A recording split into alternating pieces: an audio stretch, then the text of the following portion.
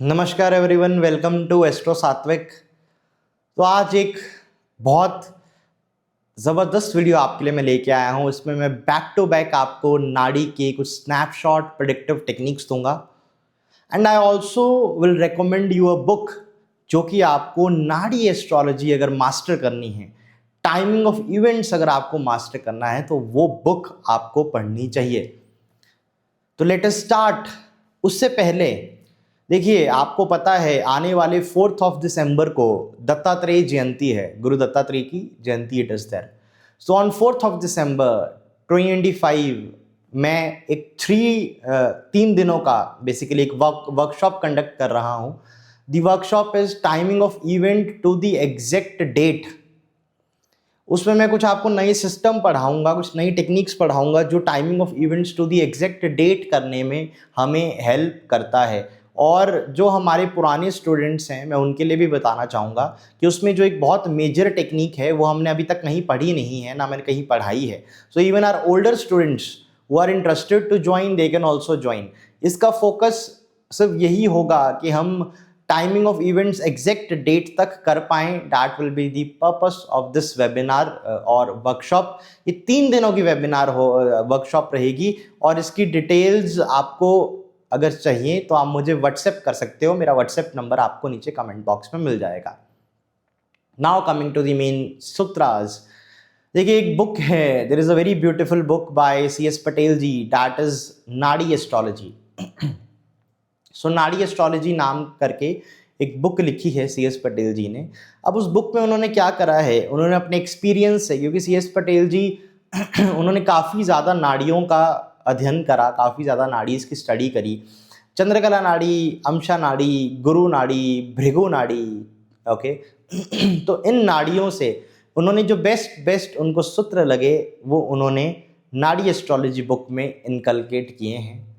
Although उनकी अष्टक वर्ग और अरुधा सिस्टम ऑफ एस्ट्रोलॉजी वाली बुक में भी आपको डिफरेंट डिफरेंट नाड़ी के सूत्र मिल जाएंगे, लेकिन आई विल एडवाइज यू कि आप ये नाड़ी एस्ट्रोलॉजी की बुक खरीदें if you have to master the timing of events from the aspect of the nadi astrology. अब मैं आपको कुछ बैक टू बैक कुछ स्नैपशॉट सूत्र दूंगा to time the events. Basically देखिए, इस चीज़ के ऊपर मैंने बहुत वीडियोस बनाई थी आज से 3-4 साल पहले, जब इन टेक्निक्स की कोई बात नहीं करता था। Since that time I am discussing these techniques. तो हेमरा सर के साथ काफ़ी वीडियोस बनाई, रोहन सर के साथ काफ़ी वीडियोस बनाई। तो नाउ आई रियलाइज्ड कि लोगों में इन टेक्निक्स की अवेयरनेस आ रही है, तो दैट्स अ गुड थिंग, बहुत अच्छी बात है। So, but today I'll discuss various techniques from that Nadi text from you. Okay. पहले मैं आपको अच्छी अच्छी टेक्निक्स बताऊंगा which are used to time the good events. फिर मैं आपको कुछ नेगेटिव टेक्निक्स बताऊंगा। सो मैरिज से शुरू करते हैं। देखिए, चंद्रकला नाड़ी, भृगु नाड़ी, अमशा नाड़ी में एक श्लोक कॉमन है। इट सेज, आप लगन कुंडली देखें जातक की। ये पहली टेक्निक है।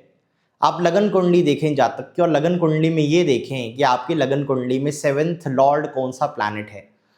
अब ये जो आपका 7th लॉर्ड बनता है, इस प्लैनेट को आप D9 नवमांश कुंडली में देखें, किस राशि में ये बैठा हुआ है, किस साइन में ये बैठा है। तो चंद्रकला नाड़ी, भृगु नाड़ी, 2-3 नाड़ी में ये श्लोक कॉमन है। डैट जब जुपिटर इस राशि में गोचर करेगा तो आपकी मैरिज होनी चाहिए, आपकी एंगेजमेंट होनी चाहिए, या रिलेशनशिप देगा ये आपको कोई मेजर। क्या सूत्र है? एग्जाम्पल के लिए मैं मेष लगन पे ही सारे एग्जाम्पल लूंगा। एग्जाम्पल के लिए मेष लगन की कुंडली है, सप्तम घर का स्वामी है शुक्र। शुक्र नवमांश कुंडली में जाके बैठ गया है कैंसर नवमांश में, कर्क नवमांश में। तो इसका ये मतलब है कि जुपिटर जब कैंसर राशि में गोचर करेगा तो जातक की शादी, एंगेजमेंट या कोई रिलेशनशिप आना चाहिए जातक की लाइफ में। दूसरा, इसका एक्सटेंडेड वर्जन कि जुपिटर जब कर्क राशि के त्रिकोण में भी जाएगा, दैट इज कि अगर आपका मेष लगन में 7th लॉर्ड वीनस है, वीनस D9 कुंडली में कर्क नवमांश में है। सो जुपिटर जब गोचर के अंदर, ट्रांजिट के अंदर वाला जुपिटर, ट्रांजिट वाला जुपिटर जब कैंसर, वृश्चिक, या मीन राशि में होगा, मीन्स कर्क या कर्क के त्रिकोण में होगा, तो जातक की शादी होनी चाहिए। इसमें टू दी डेट फाइंड करने का भी मेथड है कि किस दिन होगा, वो मेथड भी है, वो वाला मेथड भी यहाँ पे मेंशन्ड है, लेकिन वो अभी मैं डिस्कस नहीं करूंगा क्योंकि वो काफ़ी लंबा हो जाएगा। नंबर 2 टेक्निक, दूसरी नंबर की टेक्निक, ये तो मैरिज के लिए हो गया। अब बच्चों के लिए डिस्कस करते हैं। तो बच्चों के लिए एक टेक्निक है आप कुंडली में ये देखें आपका पंचम घर का स्वामी कौन सा है। सपोज आपका मेष लगन है, मेष लगन में पंचम घर का स्वामी है सूर्य, क्योंकि आपकी सिंह राशि आती है। तो ये पंचम घर का स्वामी D9 कुंडली में, नवमांश कुंडली में किस राशि में बैठा हुआ है। जिस राशि में बैठा है, जब बृहस्पति उस राशि में गोचर करेगा या उसके त्रिकोण में गोचर करेगा, तो जातक को पुत्र प्राप्ति या संतान प्राप्ति होनी चाहिए।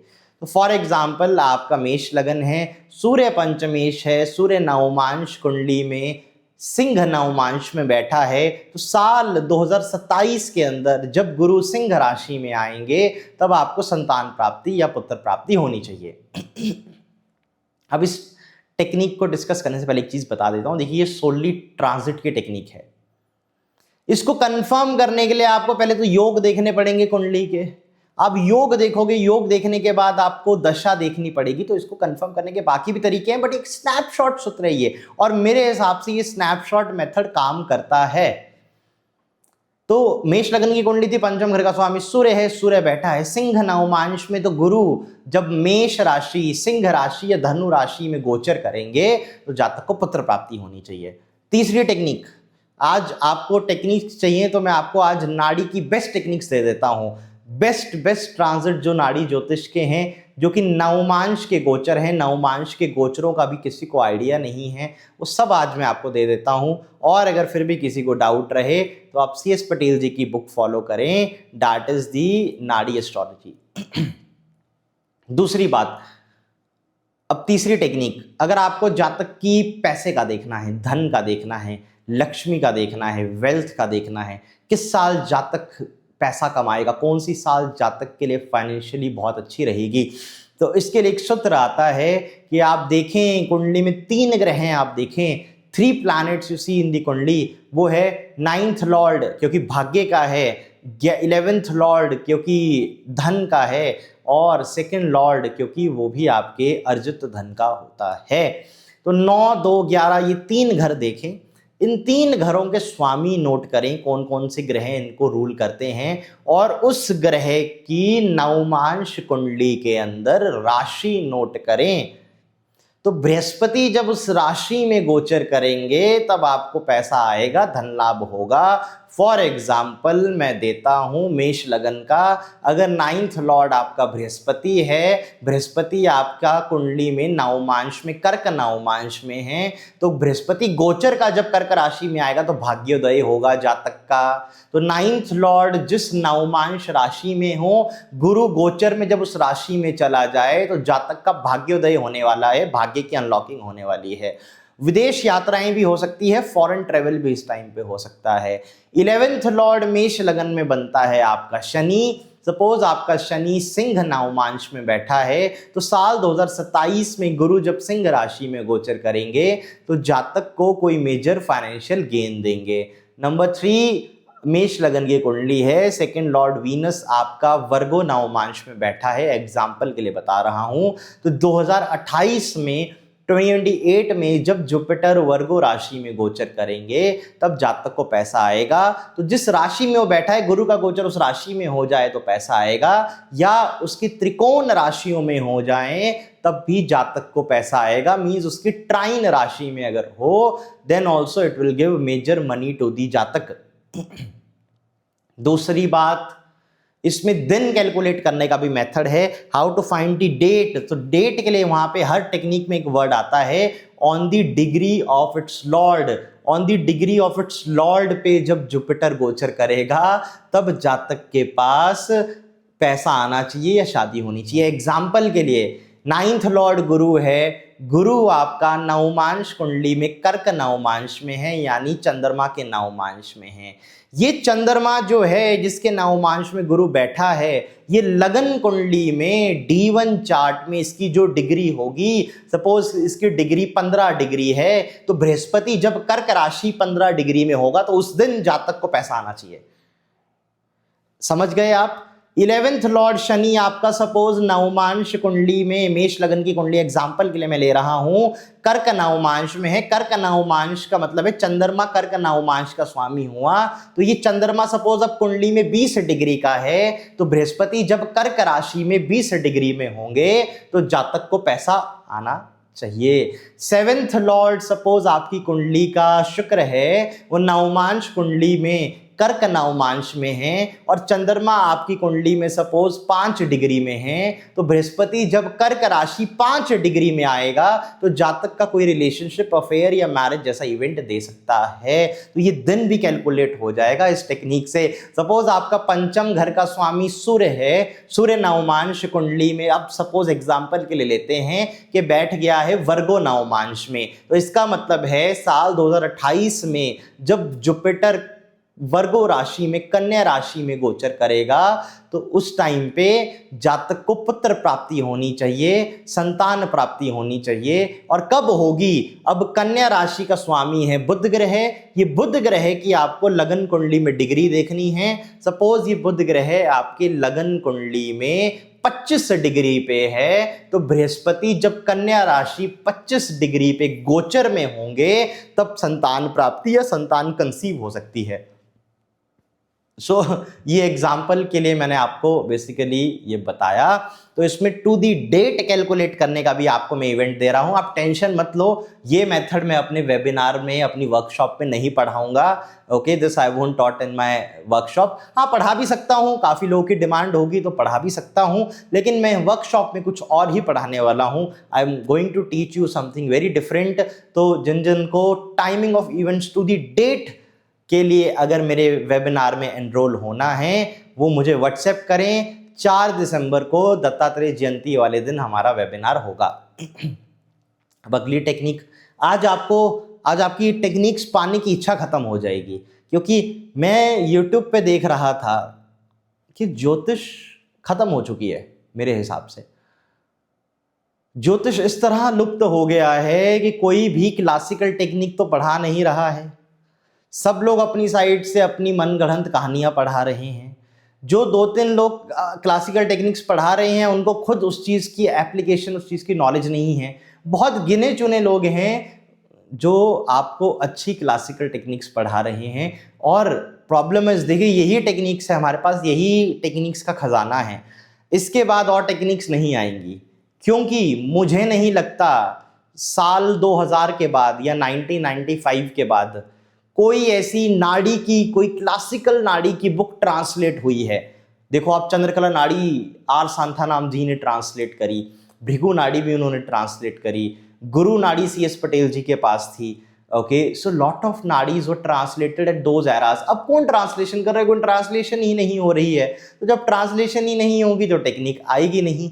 तो मैं अभी भी रिक्वेस्ट कर रहा हूँ, जिन लोगों को नॉलेज है, जिन लोगों को संस्कृत आती है, जिन लोगों को तमिल आती है, तो आप अद्यार लाइब्रेरी चेन्नई जाएं। अद्यार लाइब्रेरी चेन्नई में काफ़ी मैन्युस्क्रिप्ट्स पड़ी हैं, उसको ट्रांसलेट करें। एक ट्रांसलेटर का जो कंट्रीब्यूशन होता है ज्योतिष में, वो सबसे ऊंचा होता है। कोई एस्ट्रोलॉजर उसको मैच नहीं कर सकता।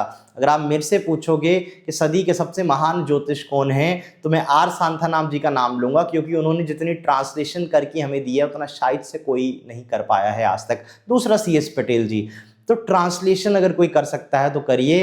And if anyone needs financial help for that then also you can contact me. वो कोई दिक्कत की बात नहीं है, हम अद्यार लाइब्रेरी से मैन्युस्क्रिप्ट्स परचेज कर सकते हैं, that's not a issue. But कोई ट्रांसलेट करने वाला तो हो।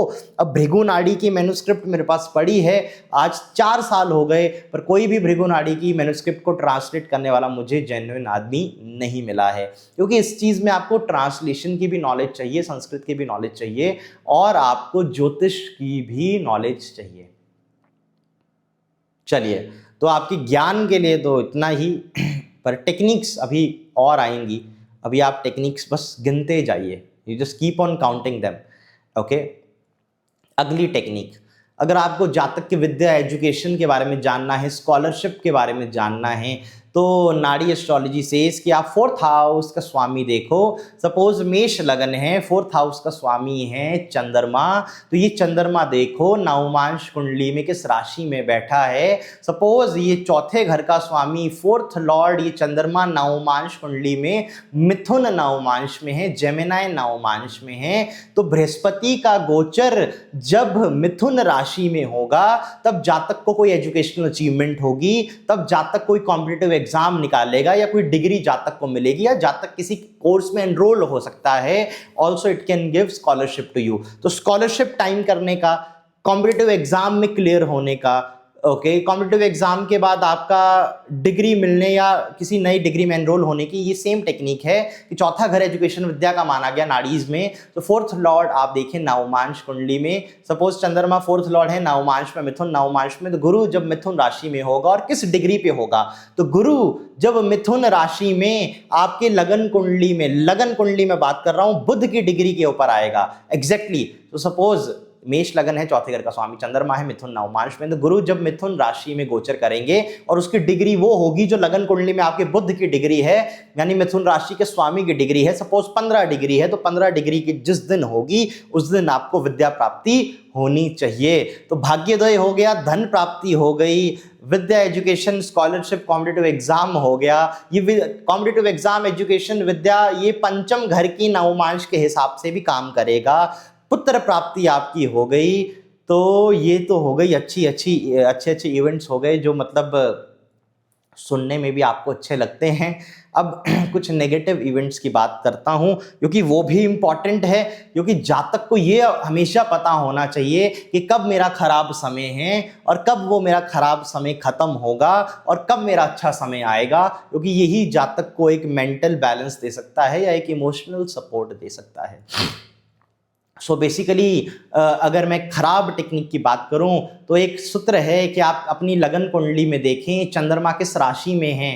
चंद्रमा जिस राशि में होगा उस राशि से छठे घर में जो राशि आएगी, जब शनि उस राशि में गोचर करेंगे और उस राशि के स्वामी की डिग्री पे गोचर करेंगे, तो जातक की लाइफ में कुछ प्रॉब्लम्स आएंगी, मेंटल अनस्टेबिलिटी आएगी, मदर बीमार हो सकते हैं, मदर के लिए कोई मारक इवेंट उस टाइम पे हो सकता है। फॉर एग्जाम्पल आपका चंद्रमा है कुंभ राशि में, कुंभ राशि का मतलब है आपके चंद्रमा से छठे घर में आ गई कर्क राशि, तो शनि जब कर्क राशि में गोचर करेंगे तो माता के लिए बहुत खराब समय होगा, जातक की मदर माइट फॉल इल या जातक के लिए भी वो समय खराब हो सकता है। और कब, जब शनि की डिग्री आपके चंद्रमा की डिग्री के ऊपर एग्जैक्टली मैच करेगी। सपोज आपका चंद्रमा कुंडली में 15 डिग्री पे है, तो ट्रांजिट में जब शनि कर्क राशि 15 डिग्री पे होगा तो जातक की मदर को प्रॉब्लम आने वाली है, अनस्टेबिलिटी आने वाली है परिवार में। दूसरा कि आप कुंडली में ये देखें कि आपका अष्टम घर का स्वामी कौन सा ग्रह है। सपोज आपका मेष लगन है और अष्टम घर का स्वामी है मंगल, तो ये अष्टम घर के स्वामी की आप नवमांश कुंडली में राशि देखें। अब ये देखें कि D9 में ये मंगल किस नवमांश में बैठा हुआ है।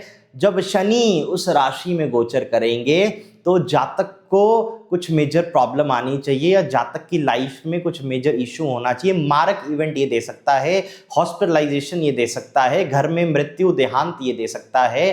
खराब समय का मतलब होता है कि जातक या जातक के परिवार में कोई बीमार होने वाला है, बीमारी या ऐसी फिजूल खर्चों में पैसा लगने वाला है, कोर्ट केस, लिटिगेशन या इन वर्स्ट केसेस कोई miss happening death in the family.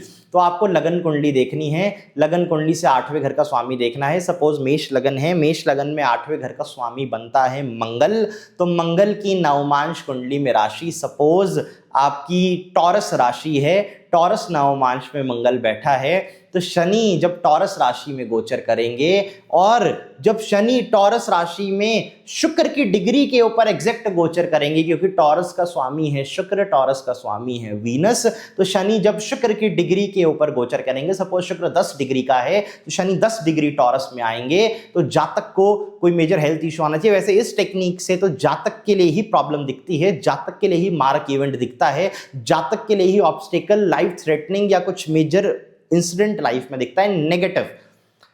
अब सिमिलरली पिता का घर कौन सा देखा गया, पिता का घर देखा गया 9th हाउस। 9th हाउस पिता का है। 9th हाउस से अष्टम घर कौन सा है? देखिए पिता के स्थान से अष्टम घर है चौथा घर। तो पिता का जो स्थान है 9th हाउस से, पिता के स्थान से अष्टम घर है चौथा घर। तो चौथे घर का स्वामी, सपोज आपका मेष लगन है, आपके चौथे घर का स्वामी है चंद्रमा, और चंद्रमा नवमांश कुंडली में टॉरस यानी उच्च के नवमांश में बैठा है। तो शनि जब टॉरस राशि में गोचर करेंगे तो जातक के पिता के लिए कुछ मारक इवेंट होगा, जातक के पिता बीमार पड़ सकते हैं, जातक के पिता के लिए बहुत नेगेटिव समय रहेगा। उस टाइम पे जातक के पिता को कोई मेजर ट्रेजेडी का सामना करना पड़ सकता है। कब? जब टॉरस का स्वामी शुक्र, जब शनि शुक्र की डिग्री पे होंगे, सपोज शुक्र 15 डिग्री पे है लगन कुंडली में, तो जब शनि 15 डिग्री पे लगन कुंडली में होंगे तब जातक के पिता को संकट आएगा। सिमिलरली माता को संकट कब आएगा? तो माता को संकट आएगा, देखिए माता का स्थान होता है चौथा घर। 4th house is the house of mother. चौथे घर से 8वां घर बनता है 11वां घर। तो मदर के लिए मारक स्थान है 11वां स्थान।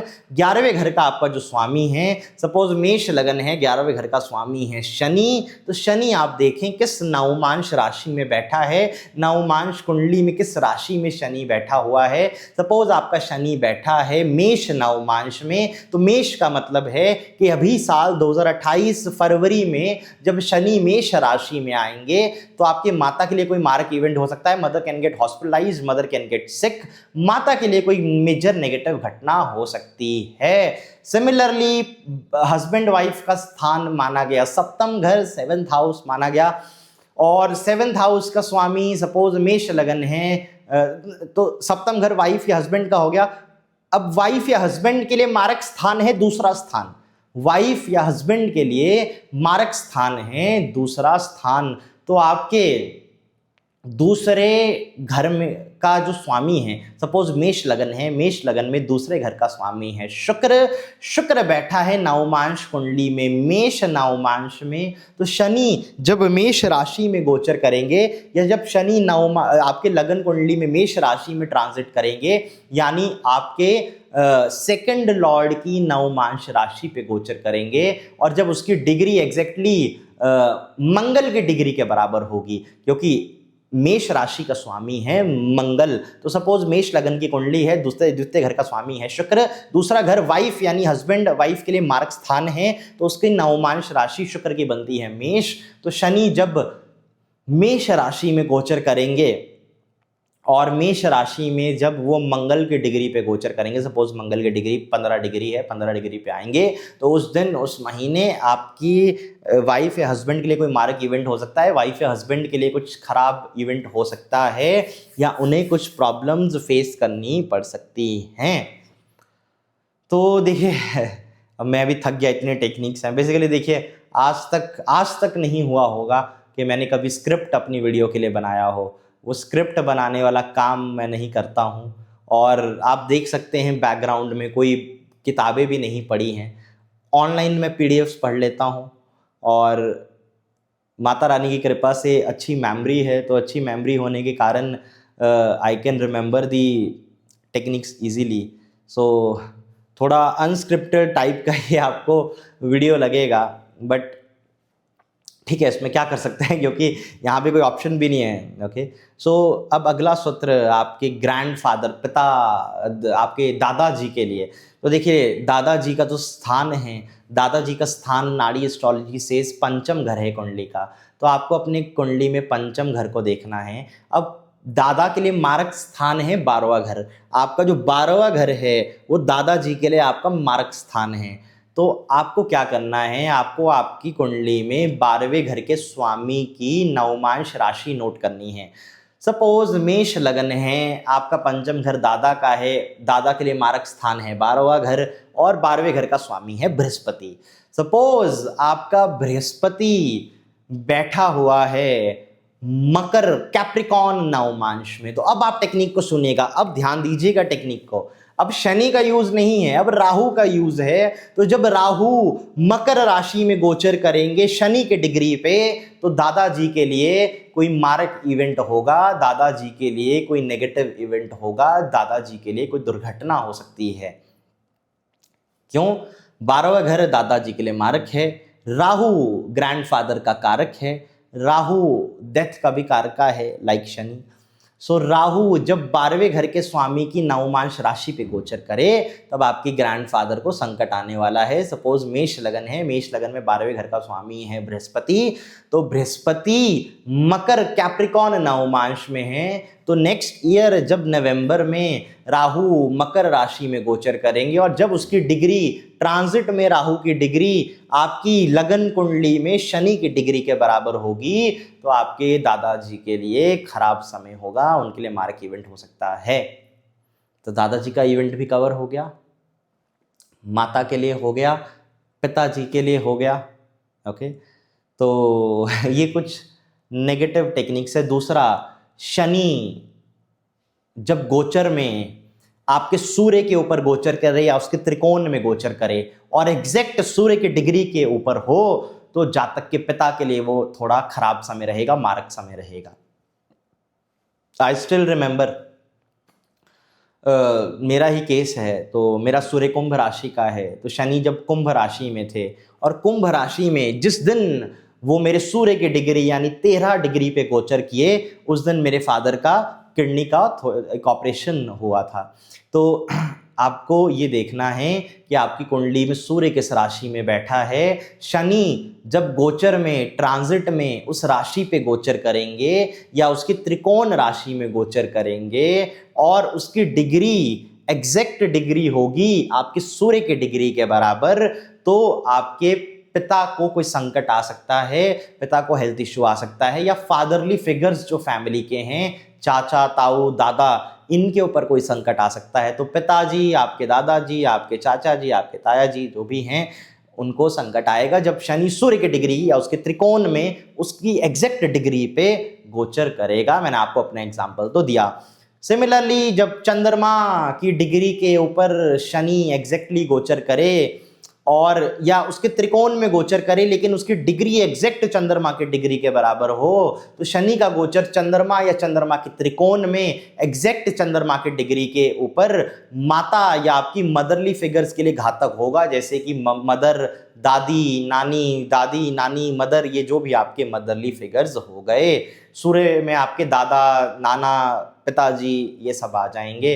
सिमिलरली भाई बहनों के लिए मंगल ग्रह देखा जाएगा, तो शनि जब गोचर में मंगल के ऊपर गोचर करे या मंगल के त्रिकोण में गोचर करे और उसकी डिग्री एग्जैक्ट मंगल के डिग्री के बराबर हो तो उस दिन आपके सिबलिंग को कोई प्रॉब्लम आनी चाहिए। अब ये भी सूत्र हो गया। अब कितने सूत्र हो गए? मुझे लगता है 10 के ऊपर टेक्निक्स हो गई, 10-11 से ऊपर टेक्निक्स हो गई। तो चलिए आपको एक लास्ट सूत्र देता हूं गोचर का।